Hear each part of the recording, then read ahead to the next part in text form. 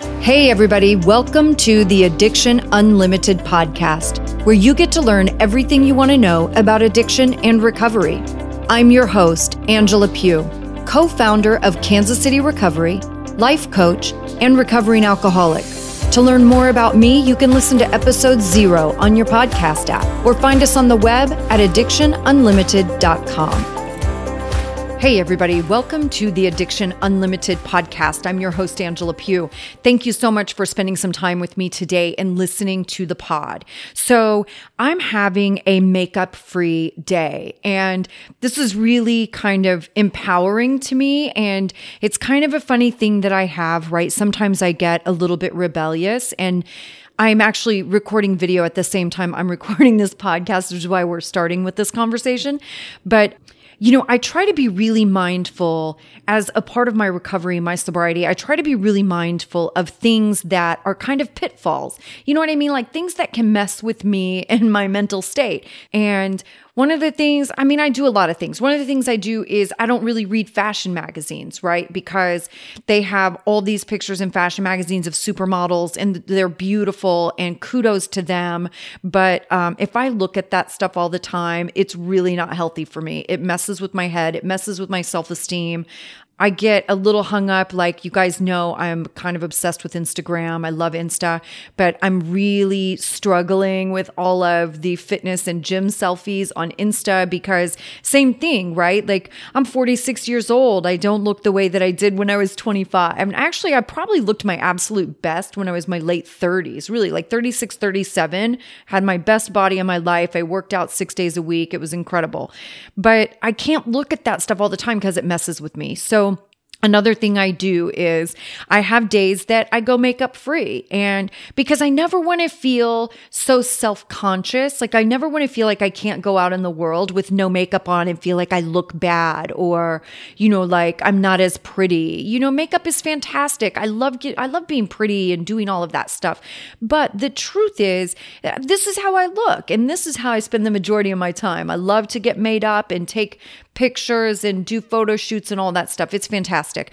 But I have a grueling schedule, and sometimes it's really nice to have nice, clean skin and be fresh and new and just not worry about all of that stuff. So you're getting a dose of me in real life. This is how it is.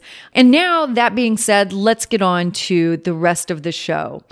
One of the things I really want to talk about today, one of the things I get a lot of questions about is addiction fixable?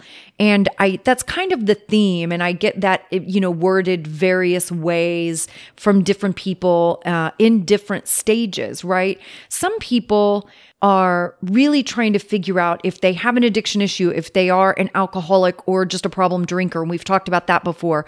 Some people are well into their sobriety or new in their sobriety. Everybody's at kind of a different spot, but everybody wants to know if addiction really is fixable. And the answer is yes. Without a doubt, it's fixable. It's not curable, right? Like I will never magically not be an alcoholic. It doesn't really work that way. But my illness, or whatever you want to call it, is extremely manageable. Like my life is incredible today. And I know that I'm fixable. And it's interesting kind of what my journey was with that, because I did struggle with that too. Before I really knew the ins and outs of addiction and kind of how it works in our brains and that addictive personality, all of that stuff, what I thought my whole life was, I just thought I was different than everybody. I don't know that I thought I was broken. I guess I kind of thought that, but I felt like everybody in the world was like born and like they were put in this circle over here, and they were like living these lives and being happy and having families and having normal families. So I thought, and they were going to college and getting married and buying houses and having kids and doing all those socially normal things. And I felt like I was put in this other circle. Like I was over here in this other circle all by myself. And I spent my whole life in my circle by myself, staring into the other circle, like wondering why I couldn't be like them. Why was I different? Why didn't I have the things that they had, whatever that was? Why didn't I have it to have that normal, happy life? And when I first got sober, I think one of the things that was really big for me was learning about the brain part of it, right? Because there's this whole, like, your brain is really amazing, and I'm crazy about the brain. It's one of the things I read about the most and I have the greatest understanding of. And all of that knowledge is a lot of what I use in my coaching and in my own life and how I really create change in my life, because I know a lot about how those mechanisms work and how it all works together. So I use a lot of that. And I did the same thing in my sobriety. So when I was really newly sober, I learned about the brain parts, the genetic pieces of addiction. And it was the first time, I think, in my life that I truly felt like I was fixable, because the brain part made so much sense to me. You know, it's like your brain does things like pruning and plasticity, which means if you stop doing, like, say I was a master pianist, which is something I hope to be in my next life, but say I play the piano and I spent 8 hours a day practicing the piano. There are parts of my brain that are going to grow and strengthen to support that habit. Now, say at some point I give that up. Say I stop playing piano and I start learning a foreign language. Well, then at some point, your brain will go in and it will prune those pieces that were strengthened to support you playing piano. It will prune those. And then plasticity means that it will grow and strengthen in these new ways to support you learning a language, right? So it's the same thing with habits, bad ones, good ones, whatever, changing habits, changing our lives, changing our thinking patterns, all of that stuff. Your brain is phenomenal. So I think it's so important to remember that we are not broken. There's nothing wrong with us as addicted people. And bear in mind also that most people in the world have something that they deal with, right? Addiction is just my thing. My thing isn't any worse than anybody else's. Or, I mean, I guess I could have made it that way. I could have made it a lot worse. But some people are diabetic, or some people have cancer, or some people have Crohn's disease. Some people have back problems. Some people have migraines. I don't know. All these things have effects on your life, right? And all of these things can really ruin your life if you're not careful, and definitely affect your quality of life. So to me, I just feel like alcoholism was just my thing. It's not something I'm embarrassed by. You guys have heard me talk about this 1,000 times on the podcast.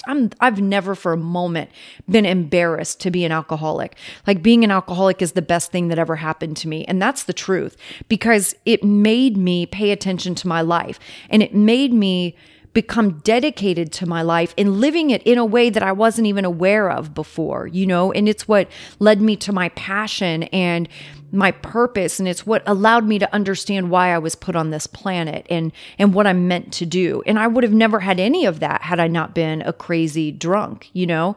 So I'm super proud of it. And it makes me sad when people feel embarrassed by it, because it's not, I mean, my thing that I deal with is no different or better or worse than somebody else's thing that they deal with. This is just what I have to deal with.